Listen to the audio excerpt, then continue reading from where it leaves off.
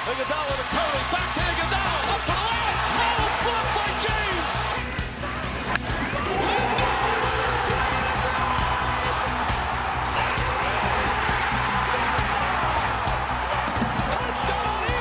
With a new shot clock. Oh, great no-look decision who puts it home. Cleveland! This is for you! Touchdown, Ohio State! And Curry has to back off as James throws it down. Struck him out looking. That's his 10th strikeout of the night. Braxton Miller is loose. Spin move! Miller headed for the end zone! Edwin drills it. Deep left. It is gone, and the Indians win it. Smith, alley-oop to James! Wow! Next thing you go up initially, he's going to take a shot. Has some air under it. Has his man Kaiser. Perfectly thrown pass to Gordon. Touchdown Cleveland.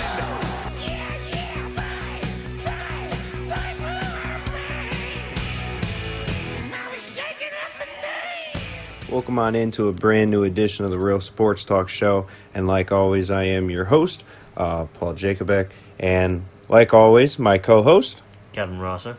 that'd be Kevin. Well, ladies and gentlemen, if you have not heard, which everybody has, the Cleveland Indians have finally listened to what we have said, and they went out and they improved the bullpen. And we'll get into a second on what they ended up giving up. But please welcome on in Mr. Brad Hand from the San Diego Padres. Brad Hand was the closer out there in San Diego. We are assuming he is going to be coming in, and he's now going to take over the role that Miller used to have while Miller is still on the DL and working to get back into action. He's probably going to be that eighth inning setup. Maybe once in a while, if Allen is getting overused, he will step into the closer role. But it will mostly just be an eighth inning, seventh inning role. And then also, we'll get into his stats here into a second. And as we also welcome on in Mr. Adam Simber, who ironically went to the same college. Was it San Francisco State? I think it was something like that. San Francisco State, I'm pretty sure. He went to with Mr. What the hell? Bradley Zimmer. So you have a Zimmer and a Simber. Both of them went to the same school, and now both of them, ironically, are now on the same MLB roster. Simber, you're not going to really know a lot about the guy. He is now in his rookie year, and he is a 27-year-old. So, just on the same path as just about everybody else who ever made it to the major leagues. He really hasn't made it, it's kind of hard to describe. You have to just go on YouTube and watch the guy pitch. If you ever seen the movie Moneyball, that's kind of one of the things you'll notice is the guy has never really gotten a shot because when he's throwing, you almost think that his knuckles are hitting the dirt as he's getting ready to throw. I mean, he's getting down to the ground for a very awkward approach to the plate. So he's coming on in, and the Indians give up the number 15 prospect in baseball, the number one in their organization in Francisco Mejia, as we were trying to transition him into an outfielder / catcher, and it just didn't seem like it was sitting well with him, and he really didn't have a role playing catcher because Yan Gomes is still locked up for another 3 years, and so now you're just sitting here and you're going, all right, Mejia doesn't really have a spot, on this roster anytime soon. And if you want to make a run with the team that you have now, you had to increase that bullpen because the bullpen is the biggest problem. And you went out and you got two players who are under contract for a couple more years. And when Cody Allen and Andrew Miller both walk next year, because there's no way you're getting both of them, so only one of them can return, you actually have a closer if Cody Allen does sign somewhere else, and you do have another man to stay in the bullpen, and both of them are having phenomenal years. Both of them are almost unhittable. So right now, this was a phenomenal move by the Cleveland Indians. Rosser? Yeah, I got to agree. I mean, Mejia being the top catching prospect in baseball right now, you really wanted to get as much value out of him as possible because with Yan Gomes' contract, like you said, it was impossible for Mejia to step in and then us still get our money's worth from Gomes. Getting Brad Hand, who was an all-star this year, definitely shores things up. And to think if Miller can come back 100% and be effective like he was in 2016, that's a very dangerous trio in the bullpen if they're at 100% and they're on their game of Hand, Miller, and Allen. That's basically unhittable. And against lefties especially, Hand has been dominant. I believe his batting average against lefties is well under 2. It's like I think it was 170. It's like a 172, 174, something like that. He absolutely unhittable if you're a left-handed hitter. So good luck. Yeah. The only other thing that I wish we could have gotten in that deal is if maybe we would have thrown them another prospect to possibly get one of their outfield prospects. That's the only spot on the roster that I think is still. See, I don't need a needs room for prospect. improvement. I No. don't need a prospect. That's the thing. I'm not sitting here. I don't need a prospect. I need a player that's coming up right now. I don't need a prospect for later on, because right now, if you're the Indians, I don't give a shit what's going on. You need to get anybody who's in the minors. You're on watch list from any team in my perspective. This is a absolutely win now. You go out and you get players that can absolutely, just help your team win a championship. And yeah, everybody, the big splash would have been getting Machado. The thing is with getting Machado is you're giving up a Mejia, you're giving up a Bobby Bradley, perhaps. You're giving up, for sure, Mejia, guaranteed, with another top prospect, and you also have to take on the fact that Machado's not staying in Cleveland. Machado doesn't want to play third base, and that's where he's going to play, because you wouldn't put him over Lindor. That's a slap in the face to Lindor, I would presume, because Lindor is your franchise chip. That guy is literally, the franchise is in Lindor's hands and Jose Ramirez's hands. Jose would love to go play second base, but Machado didn't want to play third. So the Dodgers went out. It was a huge deal. They got Machado. And now the Indians have to go out and they need to find an Andrew Jones to come in and play in the outfield. They brought up Melky Cabrera again. He's now on the active roster for this 106-degree night in Texas tonight, as they will at least be on the roster for the next 4 days until Shane Bieber comes up, because he has to get brought up for his start. But right now, if you're the Indians, you have to just look at it and go, we're going to have to part ways with people who we think might be an asset. We have to part ways with you, because this is an absolutely win now. And there are guys on the roster right now, on the active roster, that could go. There are guys that have been on the roster that, we thought are going to be huge pieces, but we're going to trade it for another big piece. So Bradley Zimmer could be gone. Shane Bieber, who's having a phenomenal year, could be gone. Anybody who has a young, and Zimmer's not considered a young player, but he still is, a very young, because he's only had a year under his belt. But he's on that list of young talent that could be shipped off to bring in a veteran who can get the job done. There's been a lot of reports of the Indians going after maybe another Jay Bruce type of acquisition. There's been, Andrew Jones from Baltimore. He's definitely on the watch list, because we don't have a center fielder. So, and I don't want to see Naquin go back out there. And honestly, I think it's just time to fully give up on Chisenhall and put Naquin in right.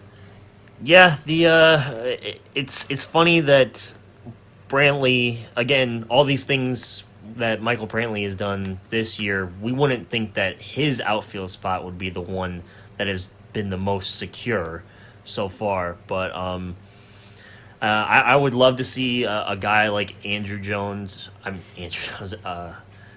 come in and really have another veteran leader in this clubhouse. Who's Andrew Jones? I mean Adam Jones. Sorry, wait a slip of the minute here. tongue.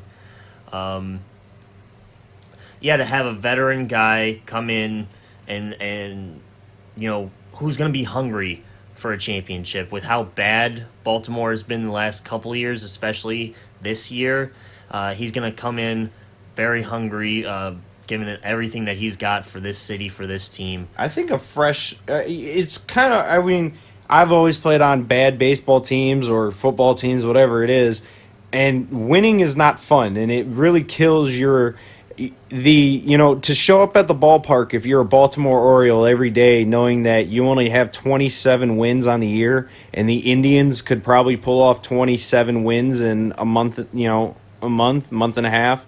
If they really wanted to. I mean, we ripped off freaking 22 in a row, 23 in a row last year. So a team to win 27 and it's only at the All-Star break, I mean, it's got to kill you on the inside. And maybe a change of scenery, which everybody knows Adam Jones is a phenomenal outfielder. He's a very, very good player, and his numbers are down this year. But, I mean, honestly, Machado is just a freak. So, of course, his numbers were going to be good. He's got like 24 bombs on the year. But I didn't think Jones was going to be one of those players who fully come out and just star, is an absolute star like Machado. But I think a change of scenery for a player like him, you bring him into Cleveland, you get, I mean, come on. We traded for Brad Hand, and an hour later, Jose Ramirez already asked Brad Hand, do you play Mario Kart? This is a very good atmosphere to bring somebody in who's on a 27-win team. This is also a guy in Brad Hand who, if you haven't seen his Twitter, he has already his profile picture is already now a picture of him photoshopped into an Indians jersey, and considering that his only 2 tweets in the last several months have been his thank you to San Diego and his thank you to the Indians. And then for him to go and do that, it shows that he's committed, at least outwardly facing. He's committed. He wants to be a big part of this team going forward, not just this year, but for years to come. And, Brad Hand is a guy, like I was saying, he was on teams that, I mean, he got drafted by Florida, and then his second year became the Miami Marlins. So right there, change of scenery was terrible. And he was a starter. It didn't work out for him. And, he was playing in Miami for a while, a couple years there. Then he goes off to San Diego, and, he gets thrown into the bullpen. And it was just almost like a Carlos Carrasco situation. He got thrown into the bullpen, and he found a home. And like Carrasco, he found a home there. And then, Terry Francona said, well, we're going to put you back into the starter role. And Carrasco has shined ever since. But Brad Hand, he goes into the bullpen, and next thing you know, this guy's a new man. And, San Diego's not a winning team, but when he goes out there, the guy was pretty lights out. And his first year, he pulled off 21 saves, then 24 last year. So the guy is an absolute stud. I think a lot of people, and, I was listening to a lot of calls on radio yesterday and listening to even a podcast last night about it. And a lot of people were saying that the Indians probably overdid this and they shouldn't have given up Mejia. I think this is an absolutely great trade. It sucks to see Mejia go. I think he's probably the best hitting prospect in baseball right now. But when it comes down to it, we needed bullpen help like no other. And we're not even paying, their contracts aren't big that we just brought in. And they're locked up for the next couple of years, where next year, if we didn't trade for these guys, we're going, okay, we have our closer leaving, we have our setup man leaving. And then you have to go out and spend, money on these guys. And we know that the Indians didn't feel like spending money on big contracts. But right now, if you told me right now that the Indians don't spend money, I don't want to hear that, because now the Indians have moved up from the middle of the crop into, I guess if you want to say, the upper echelon of payroll now. The Indians are paying quite a bit of money, and I will say that it is pretty cool to see, because now we heard it before a long time ago that they will spend money when we're in contention. Well, guess what? We went to the World Series. We lost in Game 7. We go out. We signed Edwin Encarnacion. A lot of people never saw it coming. We go out. We lost in the first round of the Yankees.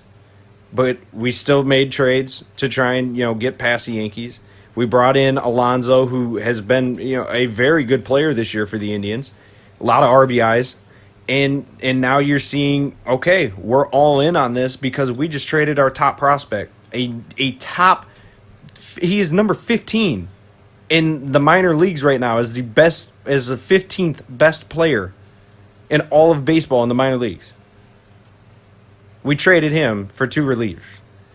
And it's high time that we started cashing in on Columbus's players, on our AAA guys, because we've had one of the better farm systems in baseball. Pretty much for our entire lives. We always do. It's just we've never been in contention. Never been in contention before like this. And having had that taste, like you said, in 2016 of being 1 win away from a title, and then you regress a little bit last year, but now you have to think that this season is the one. 1 win. We were a 10-minute rain delay. 10-minute rain delay away, but the fact that they're going out and saying, we know he's great, but we can get guys that can get us wins now, is what I like to see from the Dolans, and what I like to see from management is committing to winning now, not in the future. Sure, a couple years down the road we'll still have a couple of these guys, but this year has to be our year. The Red Sox are young. The Yankees are young. The AL is going to be tough in the next 5 to 10 years. And it's important that we get in our championship now, because we don't know if the window is closing after this season or not. I fully agree with everything that Rosser just said right there. There's no way that if you don't win it next year, or if you don't win it this year, I don't see what you could do next year in the off season, or maybe even trades to go, okay, well, we didn't win it this year, but we could try and sign this guy or this guy. We're not going to be able to throw a $100 million contract at Manny Machado. We're not able to throw a $150 million contract at a Bryce Harper. So when you're the Indians, you go and you every time we've been relevant, it's because of who we brought in. And those are the Jose Ramirez's that we got, who, he doesn't come in through the draft because he's a Dominican player. They're not allowed to be in the MLB draft, which I still think is a joke. But, we ended up getting him, and he's been an absolute star in the last 3 years. He was rough at the beginning. Don't ever forget Jose Ramirez's upbringing. I did not expect Nobody these past did. 3 seasons. Nobody fucking did. Started. His bat was dead when he came. It wasn't dead. It was non-existent. The guy didn't even know how to tie his shoes. He was dog shit. It was terrible. Nobody even wanted him on the team. And then next thing you know, oh my God, Jose Ramirez is shining. Now he should be MVP. Right now, I think that a lot of people, there's been a lot of conversation on Twitter and stuff because they talked to the MLB commissioner, and he said, well, Mike Trout is probably the best player in baseball, blah, blah, blah, but he doesn't, promote himself, which I still think is bullshit. I don't think the commissioner knows what he's talking about. But when it all comes down to it, and he asked Bryce Harper, and he said, oh, yeah, without a doubt, Mike Trout is the best player in baseball. Well, it's all fun and game. It's cool for an Indians fan to say, Jose Ramirez is the best player in baseball. I could say it. Anybody could say it. And it's easy to say Mike Trout is definitely the best player in baseball. That's hands down. But Jose Ramirez is hands down in top 3 contention. And if you don't think that, I honestly don't know if you know what stats are.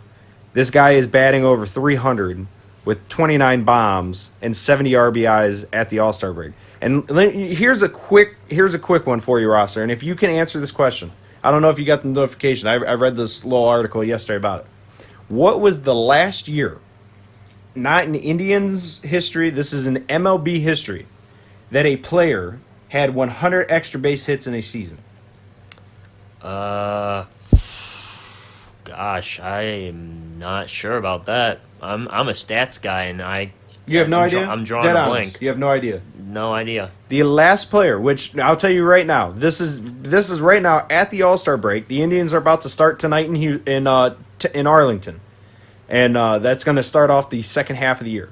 The last player, or actually, hold on before I say that. Sorry, my bad. I was getting ahead of myself. Jose Ramirez right now is on pace for 97 extra base hits, and the graphs, they'll change every day after you're in at bat, blah, blah, blah. But he's on pace right now for 97 extra base hits. The last time a player had 100 extra base hits in a year was in 2001. And ironically, and I don't have the actual stat, with all the players, but you do know the last Indian who did it, right? 95. 95. 95. Don't make me fucking flex on you. Flex on me. You know who the fuck it is. I just gave it to you. Albert fucking Bell. Exactly. Goddamn. Albert Bell in 95. You know what he had? You know what the ironic thing is? What's ironic about it? What happened in 95? The Indians made it to the World Series. Well, I meant the other. What also happened? In 95?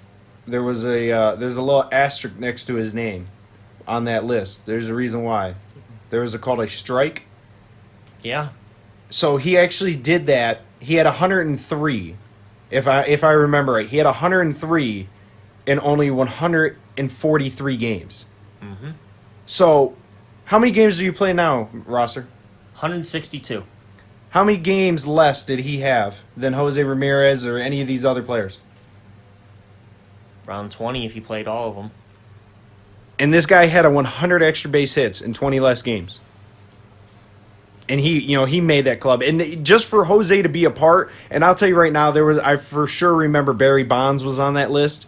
I don't remember, I honestly don't remember the years and all that stuff, but I remember Barry Bonds was on that list. If I remember right, I think A-Rod was on there. Albert Bell, as I said, but there were a couple other guys. There was, I think, only 5 or 6 guys total. So to be a part of that list, it's showing, what the Indians have done this year. It's showing what Jose Ramirez has done this year. But it also shows you, like we kept saying, the Indians, I think they kind of are starting to see what we've all been saying is, this is it. You have one of the best players in baseball right now in Jose Ramirez. Oh, wait. You also have Francisco Lindor, who's one of the best shortstops in baseball and one of the best players in baseball. They both play on your team. They both like to smile. They both like to win. You got 2 Cy Young candidates in Kluber and Bauer. Bauer right now has one of the best earned run averages as a pitcher. Mm-hmm. Kluber, I will say, hopefully, and one of the biggest things, going back into bringing in Brad Hand in that, I think absolutely this just I think you're going to see Bauer, and I think you're going to see Kluber and all these other pitchers. I think you're going to see them pitch even better now. Because now they don't have to go out there going, oh my God, I got to go 8 strong innings just to get a decision in this game because our bullpen might blow it. Now they don't have to sit here and stress. I think you're going to see Kluber. Right now, Kluber, he missed the All-Star game because he was getting a shot in his knee because his knee's killing him. He's hurt. He's pitching through an injury right now. Why? Because the bullpen sucks. And guess what? He ain't doing it now because we got off the All-Star break. We just brought in 2 freaking pitchers. So I really think that with Bauer I think has, what, a 2.8? Kluber's got 12 wins. Bauer's got more strikeouts. Kluber's whip is below 1. Yeah, and actually, going into those last stats, as Rosser just said about Kluber, I actually have Brad Hand, so we can go ahead and bring that up. Brad Hand, 41 games this year. He has a 2-4 record with a 3.05 ERA in 44 and a third innings with 65 strikeouts, and his whip is right there at a 1.08. And then you have, what's his name? Freaking Adam Zimber. I want to say Zimber, but it's Simber. Zimmer and I know. Zimber. It freaking sucks. He also has a whip of a 1.08. 42 games. He has 48 in a third innings with 51 strikeouts and a 3.17 ERA. He also has a win-loss of a 3-5 record. Now, if I could tell you guys, I wish I could get the video for you guys, but I don't have control of that. Foisey has control of that, so maybe I can text him and tell him to put the video in if anybody actually goes on YouTube to listen to this. But you have to go and watch Simber pitch. It's actually really cool, and I think a lot of people really need to go out and see it because it's pretty. Like, honestly, I don't know. I know for sure I can't put my body like that to pitch like that. It's weird. I know Cody might be able to. I can't. Cody does some weird wind-up shit, but I can't do that stuff. That's crazy. But he's an average guy. He's an average pitcher, 6'4", 180. He throws righty, and then of course Hand is a big lefty. And you're gonna see these guys coming out of the bullpen. You're gonna see Hand way more. But Simber, a lot of people are kind of comparing him to just a matchup kind of guy, but I really think this guy can pitch. He can pitch to anybody, but he still is young in his career, so we don't know. But Hand is for sure the big guy coming out of the bullpen now, and don't forget that the deadline still has another week and a half, 2 weeks. So there still is room for improvement for the Indians. It's just a matter of time and who they want to give up. Rosser? I'm just sitting here because it's funny because I'm looking at the standings right now. 7.5 game lead. 7.5 games up on the Twins, who suck and are about to be on a fire sale. They are. I'm really surprised again that they aren't. It's bad. That they are below bad. 500. But I'm just looking at the other records of teams in the American League, and obviously Boston and the Yankees, they're above 60 games right now, 68 and 62 respectively. Houston's at 64. And then I look at the Oakland A's, who are 55 and 42 when we're 52 and 43. So they are the third team in the West, and they'll probably lose out on the playoffs, while the Indians might have a worse record than them. Who knows? The Indians have been hot the last couple of years following the All-Star break, but it's just troubling to see the Red Sox and the Yankees and the Astros. Those three teams have much better starts, and it's frustrating to know that we're not getting as much competition in the American League Central. I can agree. It's nice that we have the lead in the division, but I wish that we played more teams on a regular basis that gave us better competition so we can be prepared when we face the likes of Boston and New York and Houston come October. Right now, the Indians are what, 2-6 against the Yankees? I believe. 2-5, 2-6, something like that. I don't know what their record is against Boston. I don't even know if they played Boston. But all it comes down to me, and I really think that you could it's just get me to the playoffs. I don't care what records are. Like last year, the Indians had 100 wins. I don't care about that. Honestly, when I really think about it, I didn't even care about I did care about the win streak. Don't get me wrong. The win streak was freaking awesome. But was it that important to get that many wins in a row? Yeah, it's cool to get the record. It was cool for that whole thing. I was going to the games. I was cheering my ass off. When Lindor hit that one off the wall against Kansas City, I lost my shit. It was a hell of a game. But I just get me to the postseason. And, when you get to the postseason in baseball compared to like a basketball game or, an NFL game, the postseason changes compared to regular season. And of course it changes in those sports too, but you don't see pitchers going 8 innings. You don't see pitchers going 7 innings sometimes. The game shrinks and it's all about the bullpen.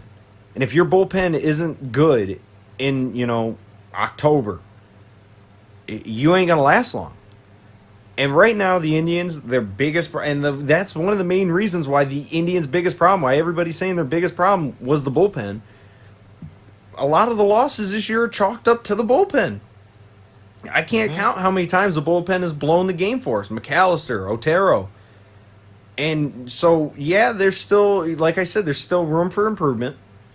And they brought in Hand. Huge acquisition. We'll see what the Simber does. I still think you could go out and get one more guy. I don't know who that is per se. There's a couple guys out there that you could maybe go out and get. But I still think the biggest trade coming next is going to be for an outfielder. I don't see a second baseman coming, and I definitely don't see a third baseman coming. So I think the biggest one next is the outfielder. But it's all about just getting to the postseason. And yeah, it's going to suck if we have an identical record to Oakland. But I think if you're Oakland, I think that's something that you could be really proud of. You had the same record as the Cleveland Indians, and the Indians are a solid team. And, yeah, the Indians, they might run into an offensive juggernaut in Boston and in New York. New York's going to hit their homers. Is their pitching going to last? I don't know. Are they going to be able to hit homers in October?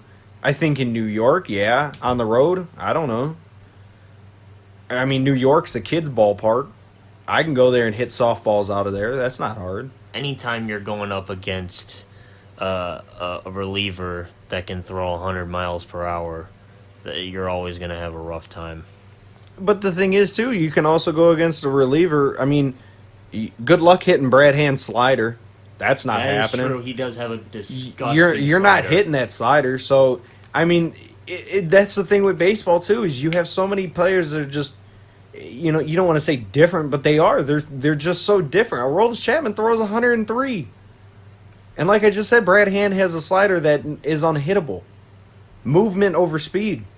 Speed over movement, whatever you want to choose. And, you know, you take a flashy player, or you could take a Brian Dozier, who is a solid player. He might be on the move at the break. Or, well, the break's over now, but he might be over before the deadline. He might be traded off to a contender. And, you know, there's a couple players on that Minnesota team who might be. But it all depends on what you're interested in. And the Indians, you know, you could go out and you could trade for a reliever who throws who throws triple digits. You could find a guy who throws upper 90s. But you could also go out and do what they did, and they've got a guy who's a very sound player, a guy who stays true to what his mechanics are, and he gets the job done. Can we, as Indians fans, start a GoFundMe to kidnap Scooter Gennett from the other side of the state and bring him to the Indians? Because that would be a great get if the Reds are going to have a fire sale before I the can't deadline. believe that he hit, 5 homers last year? I believe it was 4 in a game. Or yeah. 4 homers? And he's been unhittable. You know, this guy just hits everything. He pinch hit in the All-Star game and came in and hit a bomb. It doesn't make sense how good this guy is. I don't know what the hell, though, is in the water down in Cincinnati, but you might want to give some of that to freaking, what the hell is it? Jason Andy. Kidd. No, I was going to say Adam, or freaking Dalton. Andy Dalton. Yeah, I said the water down there. Fuck Kipnis. I would bench Kip, unless Kipnis stays hot. Kipnis has been kind of hot lately. But I would give the job to freaking Gonzalez or something. Or there was actually somebody who called in, and it was to a radio show yesterday. And this guy called in, and I was at work, and I'm just listening to this call, and I just felt so dumb listening to it. It was just terrible. This guy said, well, you have Yandy Diaz down in the minors, and this guy's arms are massive, and he looks like a ball player. Why isn't he up there playing third and, take Kipnis out and put Ramirez at second base? I was just sitting there thinking, it's like the guy looks like he could hit, the scoreboard every time he comes up. But Yandy Diaz did not do anything to make me want him to be on this roster. Like, I honestly forgot he was down in the minors. And if there actually are people out there who believe that Yandy Diaz should be playing right now at third base, and, over that, I don't agree with that at all. I don't think Yandy Diaz has anything to really bring to this table. I think you got to keep Kipnis there, and if not, then you have Gonzalez, who I think Gonzalez, if you give him everyday playing time, I think he could be an absolutely solid player. The guy, honestly, he should be our starter right now if we did not have Lindor. I hope everybody knows that. Gonzalez is not a slouch. He's our utility guy right now, and he's an extra guy on the bench, but the guy he should be our starter right now. The guy is a absolutely solid player, and he's just stuck in the shadow of one of the best shortstops in the league. This is not a Michael Martinez situation. No, Michael Martinez was absolutely dog shit. Yeah, that dude is terrible. That's what I'm saying. He's our utility he's infielder. terrible. But had we had Gonzalez in 2016 instead of Michael Martinez, maybe we would have been sitting here with a World Series ring. Who knows? Maybe if Naquin had the maturity that he has now, he also would have caught a pop-up in the outfield. So, I don't know. There's a lot of what-ifs, and, it sucks going back into the past and comparing that 16 team with this. But all it comes down to is, like I said, just get us into the postseason, and postseason magic is something special. I think that anybody, if you're Dave Roberts, I think you can absolutely attest to that. I think that guy has one of the most memorable stolen bases in baseball history. And I see a lot of players on this team that you could honestly just stick in at points. And, you're sitting here, maybe it's game 3 of the ALCS, and, you need to get a runner over. Rajay Davis is sitting on your bench, and Rajay Davis is faster than a lot of people in the major leagues, and this guy's 40 years old. You want him to steal a base, put him in the 8th inning. This dude's going to steal you second base. He's going to get you over, and then a base hit scores him easy. I mean, a base hit could score him from first base anyways. So there's a lot of players on this team that you can stick in key moments, and I don't think that it's not bright. It's not too bright for them. This team is set to, I think, win it as long as there can't be any weak links in the chain. Everybody knows that. But right now, the weakest part was the bullpen. You brought in a huge piece in Brad Hand. Is that good enough? I don't think so. I don't think so either, and we can't think that it's good enough until it's proven to be good enough with a title. Make a move. There's still got to be guys out there. I'm not sure who we could still get with the pieces that we have. The teams that may be looking. I still like Iglesias from the Reds. He hasn't had as good a season as I thought he was going to. I thought he was going to break out this year, but he's still a really solid arm out of the bullpen and very gettable. If the Reds are sellers at the deadline, which they should be, he's probably going to go somewhere to a contender, and I hope that it's us. I just hope that they're not done. And I don't think they are, and I think that the way that a lot of the roster spots moving and everything like that, I think they're definitely not done. But just don't think that it's good enough until that last minute at the deadline when, right before it strikes zero. I hope that you guys have, the roster that you think is good enough.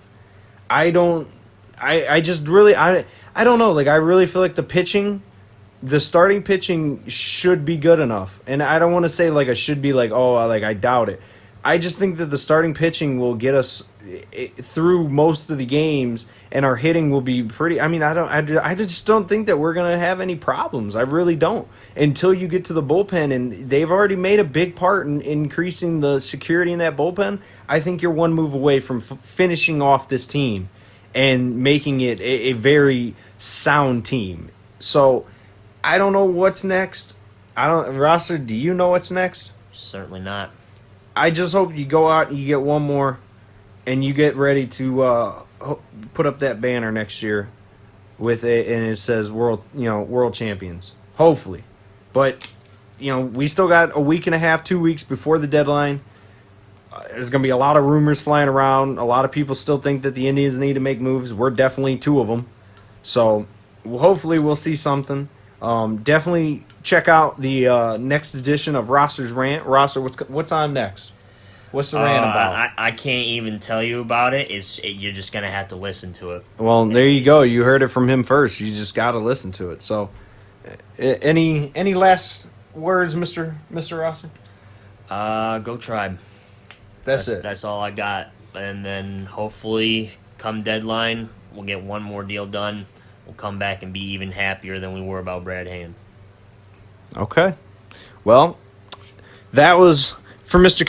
Rosser. And for Foisey, who's working on the shows right now, actually. He would like to say hello and go Tribe. And I think that Rosser said it best. It really, and Foisey, it really is just go Tribe. There is nothing else to really say other than just go Tribe. You don't have to try and do any massive things anymore. I think we have the team.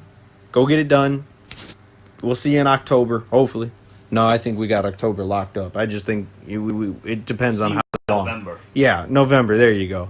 For Rosser, Foisey, this is Paul. This was the Real Sports Talk Show. Until next time, we'll see you. It's over. It's over. Cleveland is a city of champions once again. Ball in.